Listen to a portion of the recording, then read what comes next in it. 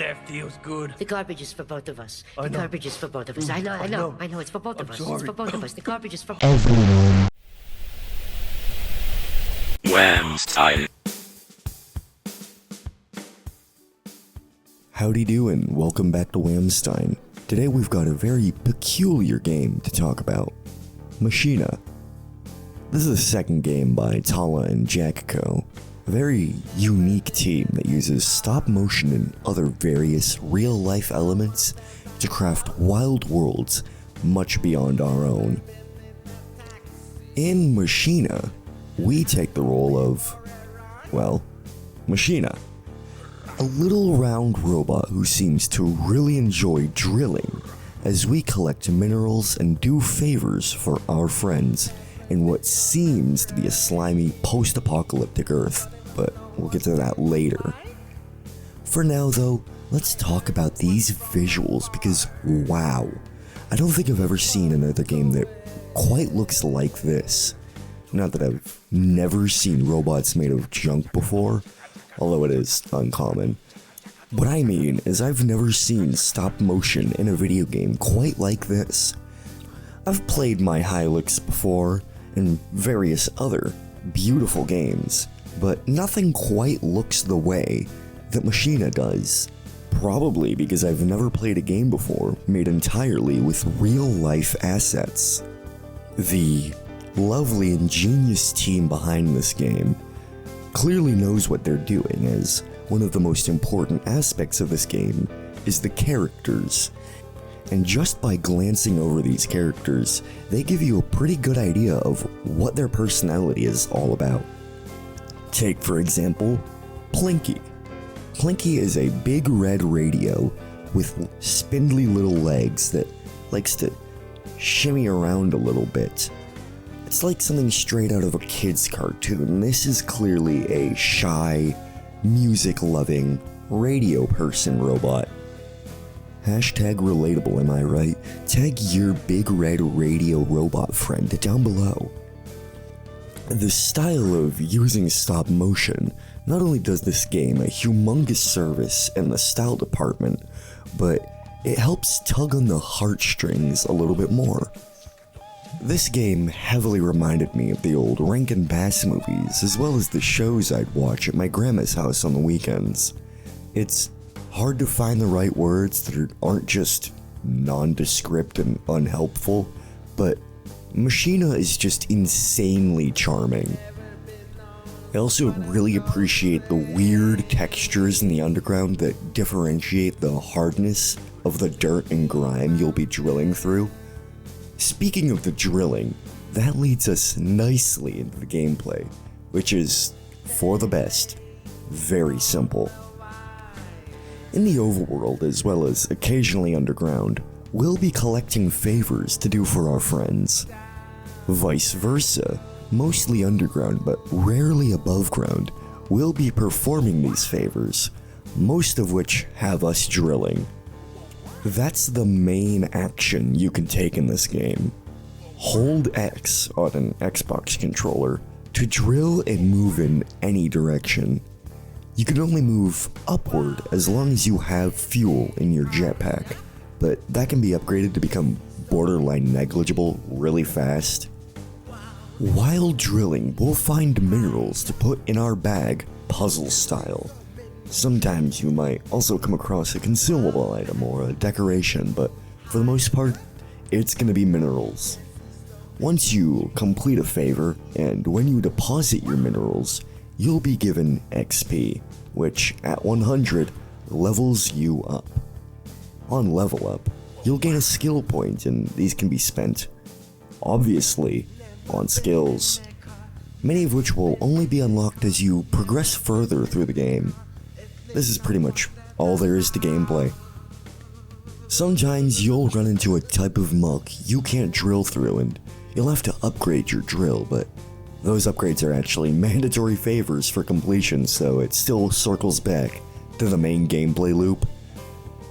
Believe it or not, I actually don't dislike this.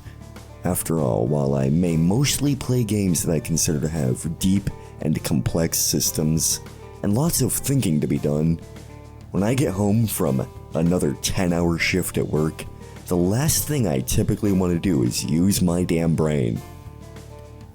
This game came to me just after spending 20 hours replaying Dredge, 15 hours attempting to 100% Vero in my first playthrough, and then finding the most infuriating game I've played in a long time, which is going to be a video eventually. Mashina is exactly what I needed, a complete mental reset. Something simple and cute to sit down and just enjoy. That does not mean there's nothing to use your brain about. It does not at all mean this isn't a massive labor of love and passion. Mashina deserves your utmost respect from just how theoretically difficult a stop-motion video game is in concept alone, on top of being a short, sweet, and family-friendly game in a market where family-friendly is meant exclusively for babies for a long time now. You know what else deserves your utmost respect? The soundtrack. Throughout the game, one of the mandatory quest lines is to collect radio stations for Plinky, and these can be played underground. These stations, admittedly, are kind of all over the place, and that's the stuff I love the most, so I felt at home. We've got loud electronica, incomprehensible indie, ambient guitar, and more. This isn't all there is to hear, of course, if you're not using the stations, or if you're in the overworld, the, what can I call it, regular soundtrack? Yeah, the regular soundtrack will play. That's the best way I can put it, I guess. Standard. It's very nice. It's ambient, but it still holds a very firm place in your attention. It often reminded me of the music from Baba Is You, which is a high compliment because that's one of the best ambient soundtracks ever. Also, getting this music here was like pulling teeth.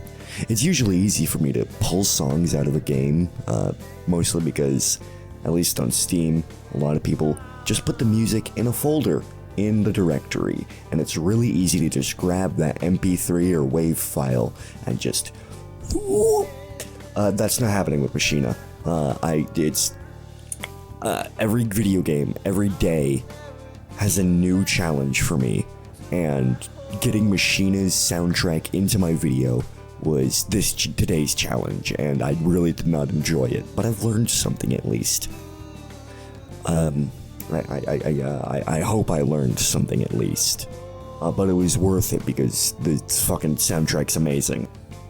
Back on the topic of the radio stations, my favorite aspect of them, surprisingly, isn't the great and often confusing music, but rather the station hosts that hint at the deepest lore.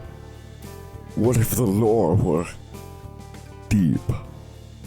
What if it were like Dark Souls? And here we get my thesis on why I fucking hate video games. I believe I mentioned in a previous video, but as much as I adore Dark Souls, its influence on everything else that has come after has been, in my opinion, just exclusively for the worst, especially in the aspect of narratives in games. A great many devs saw that Dark Souls was very open-ended in its world building and left a lot of questions unanswered, and they said, oh my god, I can finally pretend I'm a genius and just write vague concepts that don't interlink. And ever since then, we've had an epidemic of games without narratives or deeper meanings being hard carried by the very loose and outright stupid need for deepest lore, which is to say you can throw out in the old times we used to poop in buckets, but that was before the incident. And a bunch of people that exclusively experience video games through video essays and never actually touched Dark Souls will go, wow, you're so smart, Mr. Game Maker, man, you're just like Dark Souls. And I feel pieces of my soul shed every time it happens.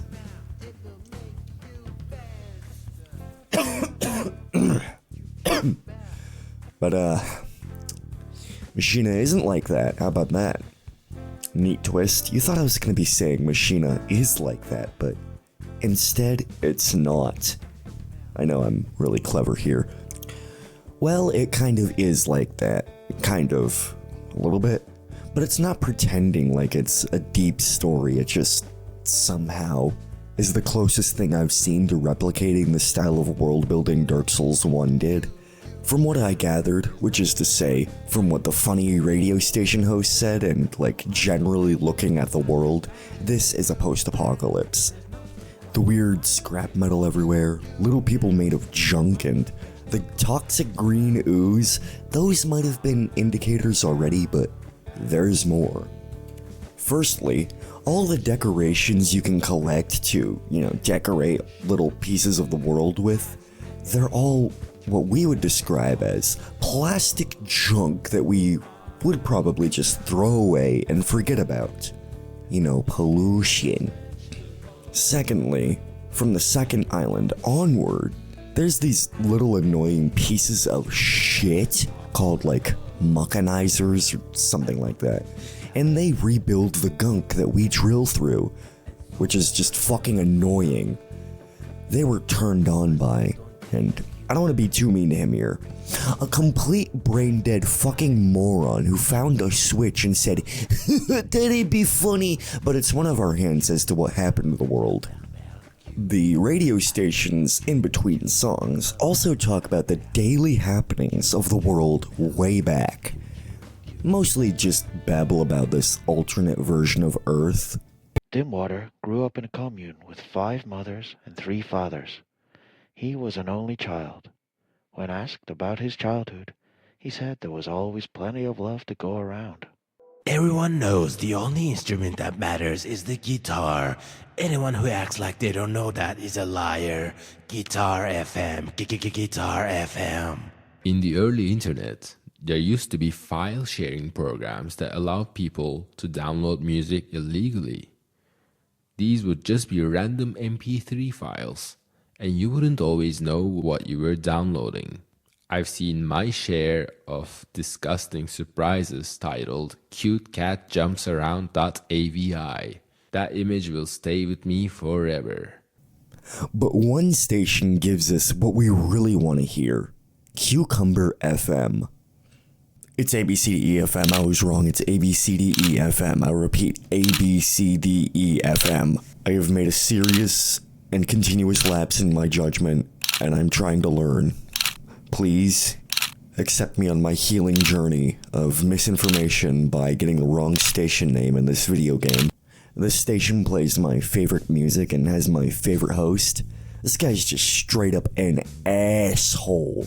He hates people, he hates animals, he hates the planet, but he loves electronic music, and that's all that matters. He does let slip through, though, that there are protests in the streets and political unrest. Specifically, he mentions that people seem to be very against toxic ooze, which he counters with, well, in the future, when it's cool, you're gonna feel really stupid, huh? Folks, we always appreciate your texts here in the studio, but I would ask that you try to stick to the topic of music rather than your, if I may say so, misguided concerns about what the alarmists are calling toxic slime. And I get it. I remember being young and worried about the future, but I'm long enough in the tooth now to tell you that doomsday concerns come and go like fads. Lest you forget, when punk rock was new, everybody complained about that. Now they play punk rock in the supermarket. Toxic slime will be just the same. You can count on that. And remember, hope is the thing with feathers. You're in the trenches with me, Peter Trench, at 120 ABCDE FM, filling in for Rockin' Robbie, and goodness me, I won't read them out, but some of these texts are tipping over into quite impolite. A lot of complaining about the so-called state of the world, but folks, As long as we have great music and I have the privilege of playing it for you, is there really anything to worry about? Let's keep it smiley.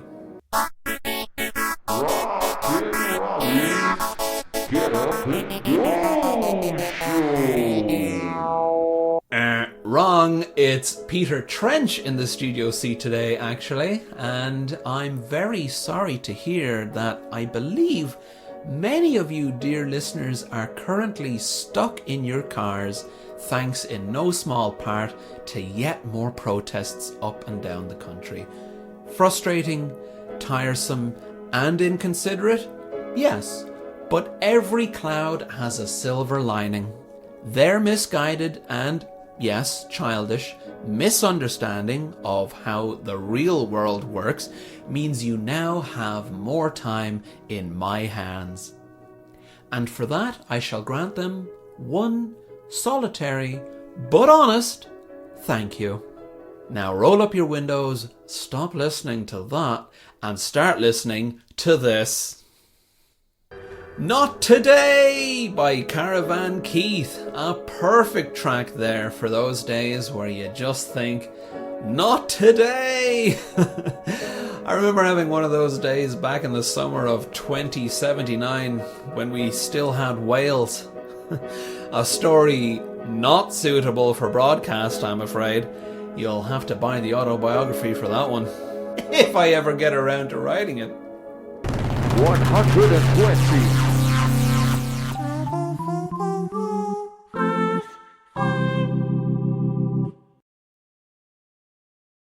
I think, in my professional opinion, the big green sludge water that's everywhere is probably that same toxic ooze as mentioned by him, and that humanity, in a very cartoonish, childish way, polluted themselves to death because it was funny and a big prank or some shit.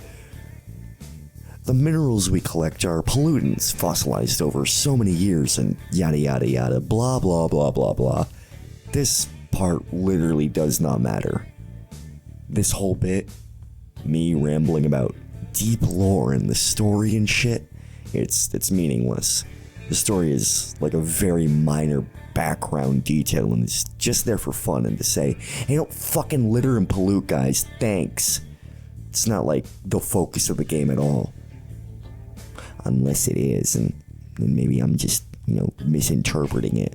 But that's why I hate those kinds of videos that are just story explanations and quote-unquote analysis of games, because they're kind of just telling you some little details that ultimately add nothing and take away from the discussion of the very real, very important aspects of game design that should probably be noted instead. Mashina is a cute and competent little mining sim. You do favors to your friends, and as a reward, you get to go to the moon and live happily ever after. That's the lesson here. Be fucking nice to people. Make friends, for God's sake. Go help someone smile, and we'll all get to the moon. Whew, sorry, got a little excited there. That's all I have to say about Mashina. I highly recommend you go check it out. It's worth your time. Also, Vincent Melper Bignot Vine Sauce Man voices one of the characters, and I think that's swag. 8 out of 10. Have a great night, and I hope to... Wait, fuck that. Let's talk about Jack. The Jack behind Jack and Talia. Mr. Jack Spinoza. Sorry if you can hear my neighbor's fire alarm when I speak sometimes. He won't take it down or change the batteries, and it's been 2 months and it's really driving me fucking insane. It's not like it's one of my fucking roommates that did it. I can't just go into someone else's room and go, hey, I'm gonna take this down now. It's my fucking neighbor. He's upstairs. I can't really do shit except for, bang on the door and go, hey, I'm gonna kill you. But apparently society frowns upon stuff like that. So originally I had like a 20-minute ramble session about just various stupid topics, barely related to Jack Spinoza, also known as Jack King Spooner. So instead I'm gonna do this, a sudden and impromptu, secondary improv rant about Jack Spinoza, Jack King Spooner, Jack Ass, the movie. In an attempt to keep this a lot briefer than, 20 minutes of talking about nothing, Jack has been creating for about 15 years, whether that be YouTube videos, music, or like solo games before Mashina and Judero. While a lot of people use surrealism as a cop-out to say, this is weird and I don't know how to explain it, and I'm not going to bother. I'm not going to bother putting in thought of how this might work in my thing. Jack's works are often steeped in actual surreal and meaningful visuals or sounds or subtext. Subtext gets to be pretty important in a lot of these. All that's to say that he makes actual use out of being strange and weird, just indifferent, to make something that actually has a purpose and a meaning, rather than just being, I don't know, funny colors or whatever, Not saying that doesn't have its own purpose in itself, but being an artist myself and one who especially enjoys surrealism and absurdism, I've seen one too many cop-outs in my time that just so use those words to go, aren't I wacky and weird? Not that I'm also not guilty of that, but none of this is the point. I've been a fan of Jack's works, unknowingly, to myself, for about, I want to say, 8 or so years. I first found him from the game Dujana, when that had first come out, when I was too young to probably be playing that. His works have actually been hugely influential in my taste in music. Specifically, there's a song called I Check My Gutters that... It's in my top 5. It's been in my top 5 for years. I thought I lost it forever until randomly, during the making of this video, I remembered the name. No, I remembered the melody. Then I had to somehow find it again. Jokes on everything on the internet. I'm really good at finding things just based off how it sounds and a vague memory. This has happened many a time. So... what a miracle then that Mashina was being developed by the same guy that made this mysterious song that has influenced the fact that I really like grungy, dirty, raw sounds in music. That's also relevant because my taste in music influenced my taste in art in general. So now, me liking dirty, raw, grungy, weird looking and sounding shit made me look at Mashina in the first place. I saw a game with weird robots made of garbage. It's stop motion and claymation and shit. It's so impressive. It's so weird. It's so just different. It's nonconformist. It's doing everything its way, not out of spite, but because it's just the only way that this could exist, And to know that that was somehow set in motion by himself to make me look at his game in the future. Jack is probably like psychic or something. That's my guess. What's that? What does this all mean though? What's the purpose of this? Why would I even bother talking about any of this at all? That's a great question. I initially had not thought of that at all up until this moment. To which I say, I felt a deep obligation and need to just talk about Jack King Spooner. He fascinates me. I probably should maybe have done more research into this topic, but it's 6 days before the month ends, and I really want this video out before the month ends, currently. So... not doing that yet. I might do a full video on, all of Jack's work. Not all of Jack's. Well, actually, maybe all of Jack's works. Just very brief glimpses, and to get a very general overview on his art, and ultimately how beautiful I think it is, and meaningful. So, to not waste my time, your time, and my breath, conclusion. Jack King Spooner, Jack Spinoza, Jack and Tala. Amazing, just super beautiful works, and almost 20 years of works to go look back upon. Absolutely, you should. That's my conclusion, is that you should really go experience this art for yourself, because there's nothing more just important in this world than experiencing beauty for yourself. But you should already know that, don't you? Yeah, I have a feeling that you do. I trust you, for now. That's all, though. Thank you for wasting your time with me. I've been Whamstein. Have a great night. Bye.